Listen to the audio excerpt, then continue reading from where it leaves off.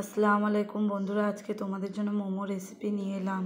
প্রথমে চিকেনটাকে mixie grind করে নিলাম, তারপর পেঁয়াজ কুচি, লঙ্কা কুচি ও ধনেপাতা কুচি দিয়ে দিলাম। 1 চামচ হলুদের গুঁড়া ও 1 চামচ ঝালের গুঁড়া ও 1 চামচ জিরের গুঁড়া দিয়ে দিলাম।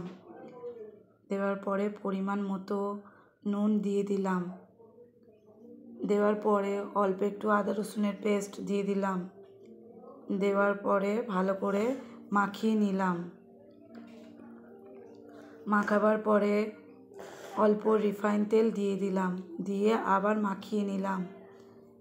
নিয়ে ময়দাটাকে এবার ছেনে নিলাম রিফাইন তেল, নুন ও গরম জল দিয়ে। লেচি কেটে নিলাম, কেটে মোমোর পুরটাকে ময়দার লেচি কাটার মধ্যে দিয়ে দিলাম, দিয়ে মোমোটাকে তৈরি করলাম। গামলির মধ্যে তেল মাখিয়ে মোমোটাকে বসিয়ে দিলাম। দেওয়ার পরে চুলা জ্বালালাম, একটা হাঁড়ি জল নিয়ে চুলার ওপরে দিয়ে গামলিটা বসিয়ে দিলাম, দিয়ে মোমোটাকে চাপা দিলাম। দেওয়ার পরে মোমো তৈরি হয়ে গেল। মোমোটা দেখতে খুবই সুন্দর লাগছে, ভালো লাগছে, তোমরাও তৈরি করে দেখতে পারো।